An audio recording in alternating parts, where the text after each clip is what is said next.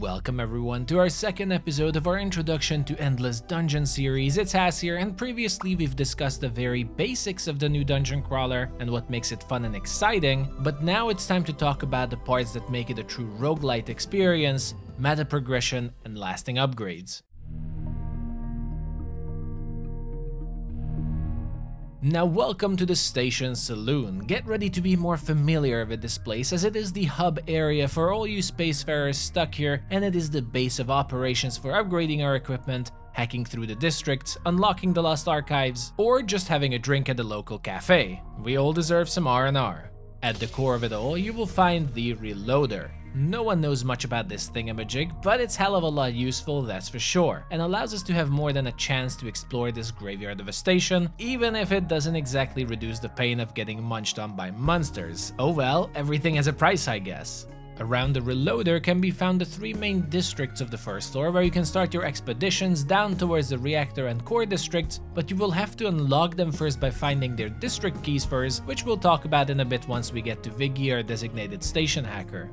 The outer layer of the Saloon is where all the interesting stuff is at, that will slowly get unlocked as you get more successful in your station runs, such as the workshop to upgrade your heroes and weapons, the library where the tragic history of the station will be uncovered, the kiosk for some starting advantages, the wardrobe for cosmetics, the cafe for some R&R and challenge runs, and finally the hacking post where you can unlock the different new districts of the station and hack yourself into the reactor core where it all ends. You might have noticed the fancy statues in my saloon, which are memorabilia from your different achievements and runs you've completed, a nice reminder of your struggles, and you can also unlock the stage for the local saloon band, who had more time than they probably would have liked to practice their musical skills, but at least there's some background noise to enjoy.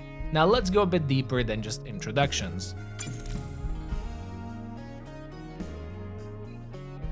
If you're anything like me, the corner you're most interested in is likely the workshop. Comrade here has us completely covered for upgrading our arsenal and boosting up the saloon, but sadly it does require quite a lot of power cells and scraps we have to scavenge around the station, either from munsties or some loot crates you'll find scattered around. The workshop has three categories it can improve: the saloon itself, our heroes and our crystal bot, and finally the whole arsenal of weapons we can find, but unfortunately not the turrets.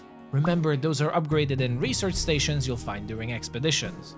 The saloon upgrades will help you unlock the different facilities found in the hub, with also additional upgrades to finding resources, but there are also some fancy improvements like upgrading the Reloader, allowing 3 of you to go on expedition instead of just 2, but at the risk of making more noise and drawing in a lot more monsters. The crystal and hero upgrades are tightly connected to different quests for our characters, as each of them have their backstories and even their own little bets between each other, who can reach the core without dying first.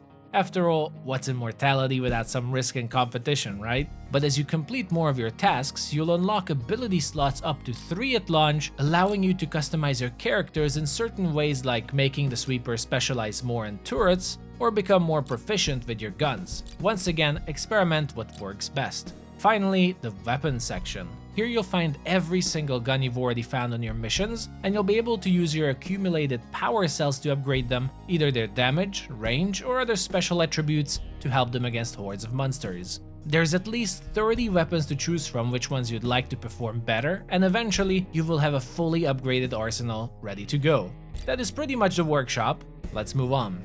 In this corner of the saloon, you'll find Cardi and their carefully maintained collection of records, stories, and everything that is to know about the space station and its inhabitants, and our cute librarian will make sure everything remains in immaculate shape. The library is basically your in-game codex in Endless Dungeon, and as you'll progress through the game and its story, everything will be added into a section of the library, and you'll be able to read through them all, especially awesome for players who love to dig into the lore, since this expands the already rich Endless universe, but even more tidbits to know. Now, to share a bit more on what everything entails, the library will give you expansive text over your journey to the core through a diary. As you complete your quests with your heroes, you will unlock their backstories or what's happening with them right now, but you will also unlock the background of every single district found on the station, which will reveal what really happened, and as you fight the different kinds of monsters and their monster families, you'll also unlock a bestiary to learn about them. Let's also not forget about the glossary found here, which is a collection of every single mechanic and term in the game, and if you have any questions about some parts of Endless Dungeon you don't understand, it will explain what the different stats and attributes on your equipment and characters mean. By far the most and impressive part of the library though are the archives. As you progress through the game, next to cells and upgrade materials, you will also pick up archive pieces to build up a sort of puzzle here, and once you have found all 4 pieces of an archive on a specific district, it actually unlocks a brand new animated cinematic you can watch that reveals the story of the space station and are definitely worth a watch, but I don't want to spoil them here. Before we move on to the cafe and the kiosk, let's visit the final major facility, the hacking post. The hacking post is essentially your progress menu, and here you'll be able to overview everything you've done in the game so far, which districts you have unlocked, what enemies can be found there, and what collectibles you might have missed. It will also list all the available quests for you right now and can easily check what you want to work towards every time you visit the station. Now, as you dive deeper into the districts, the hacking post is also the facility that will unlock you the new areas you can visit, but most importantly, this is where you can track your progress towards deactivating the defenses of the core districts, which is what you'll actively have to work towards in order to make it easier for you to tackle those final levels. You can unlock new districts by finding district keys or disable those defenses with crypto keys, which you'll find scattered in rooms all over the station. Keep an eye out for them and remember to pick them up. Moving on to the minor posts of the Saloon, our first visit is to the Kiosk, which once unlocked after a few games, will be a vital point to visit before each run, as you'll be able to purchase booster chests from the Stranger that will appear at the beginning of your runs, containing goodies such as weapons, turret plans or healing items and such that give a good starting boost to you for the price of some scraps. Once purchased, remember to open the chest in the very first room of your run to get the rewards and not miss them out, as they aren't given to you automatically and can miss the chest if you're a doofus like I was. Then we have arrived to the final facility of the Saloon, and one of the most fun ones actually, Passy's Café. Apart from the well-deserved occasional R&R after being blown up a couple of times, the cafe is also home to one of the coolest mechanics in Endless Dungeon, beverages. As you play the game, you'll be able to find several beverage recipes hidden around the maps, either behind challenges or other quests, which unlock new beverages you can purchase from Fassy that enable new ways to enjoy the game and challenges to test yourself.